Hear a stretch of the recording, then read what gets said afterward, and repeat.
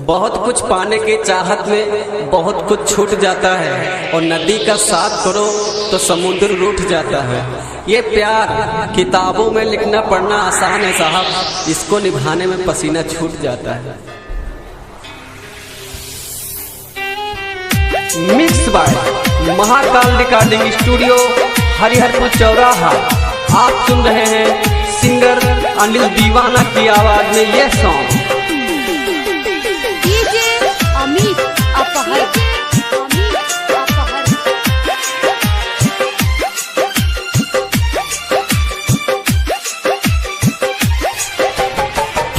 हमके मुआइलू दूर हमसे गईलू, हाँ हाँ हमके भुलैलू दूर हमसे गईलू। अब जा जा जा जान भुला गईलू, अब जा जा जा जा जा जा जान भुला गईलू। Mix by Mahakal studio, Hariharpur चौराहा। आप सुन रहे हैं सिंगर अनिल दीवाना की आवाज में ये सॉन्ग।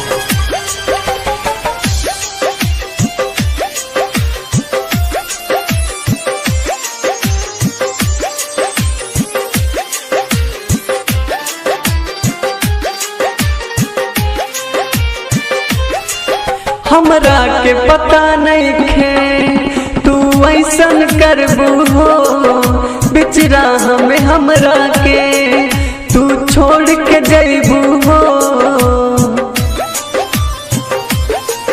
हमरा के पता नहीं खे तू ऐसन करबू हो, बिचरा हमें हमरा के तू छोड़ के जैबू हो। बिचरा हमें हमरा के तू छोड़ के जैबू हो।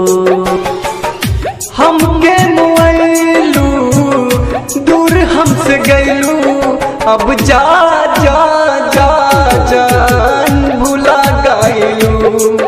अब जा जा जा जा जा जा जान भुला गईलू। डाली तो डाली मगर क्या डाली, जिसने भी ढाली बुरी नजर डाली। मैंने जिस डाली पे नजर डाली उसको किसी माली ने तोड़ डाली। आप सुन रहे हैं सिंगर अनिल दीवाना को।